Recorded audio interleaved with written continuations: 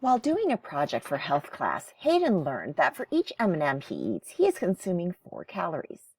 Since he had just eaten a fun-sized bag of M&Ms, he was curious how many calories he had consumed. So he grabbed another bag and counted 16 M&Ms in total. We can create a table showing how many calories. First, 1 M&M is 4 calories.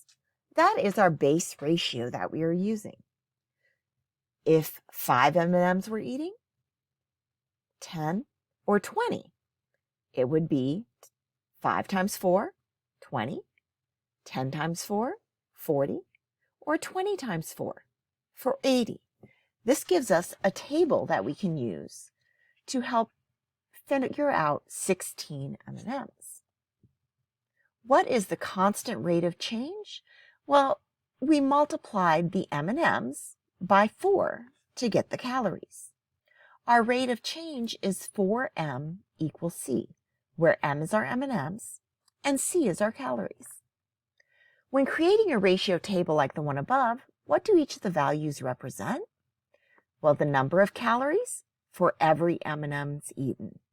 The number of calories we call the dependent variable, and the M&Ms are the independent variable. The number of calories depends upon how many M&Ms you eat. Where might you use ratio tables in real life? Well, in this case, I would be using how many M&Ms can I eat and not go over my calories for the day.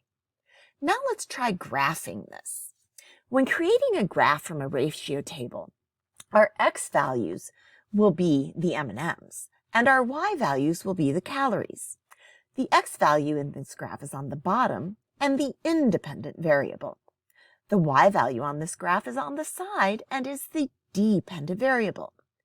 The first thing we always do with our graphs is label the axis. The X-axis is M&Ms. The Y-axis is our calories.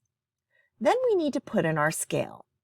Usually you'll find graphs count by 1, but sometimes they count by 2s or 5s or 10s, and you don't need to label every line.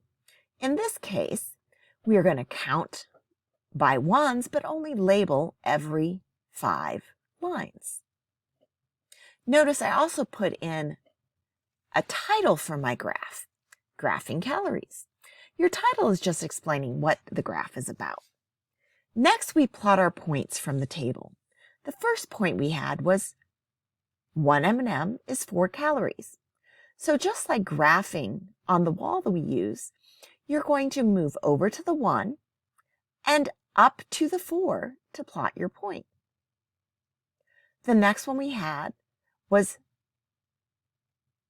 where I'm going to graph is 2 M&Ms. That would be 8 calories. 3 M&Ms is 12. 4 M&Ms would be 16. And 5 M&Ms would be 20. Then I can put in my line. And that is all I need to graph the M&Ms. This could also tell me how many calories I would have if I only ate half an M&M.